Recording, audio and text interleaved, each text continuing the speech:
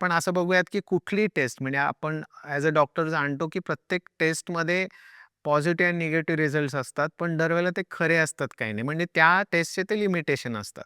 म्हणजे बघ आता स्ट्रेस टेस्ट आपण केली तर ती 20% लोकांमध्ये चुकू शकते. म्हणजे स्ट्रेस टेस्ट पॉझिटिव्ह आहे, स्ट्राँगली पॉझिटिव्ह पण अँजिओग्राफी नॉर्मल आहे म्हणजे हृदयात काही नाही आहे किंवा स्ट्रेस टेस्ट निगेटिव्ह आहे आणि त्याला हृदयाचा प्रॉब्लेम होतो, हे दोन्ही दृष्टीने आहे. कारण ही बायोलॉजी आहे. 1+1=2 दरवेळेला असतंच असं नाही आहे. पण हे सगळ्या कॉन्टेक्स्टमध्ये आपण ॲनलाईज केलं बाकीचे रिस्क फॅक्टर्स वगैरे, तर मग त्याची ॲक्युरसी जास्ती वाढत जाते.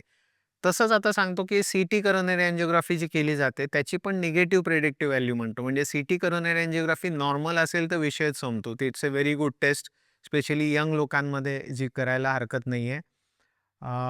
एल्डरली लोकांमध्ये काय होतं माहिती आहे, कॅल्शियम जमलेलं असतं रक्तवाहिनीभोवती आणि शेवटी सीटी काय आहे, शेवटी एक्स-रेचा प्रकार आहे आणि ते कॅल्शियमला पेनिट्रेट केलं नाही तर पाहिजे तसं इमेजिंग होत नाही.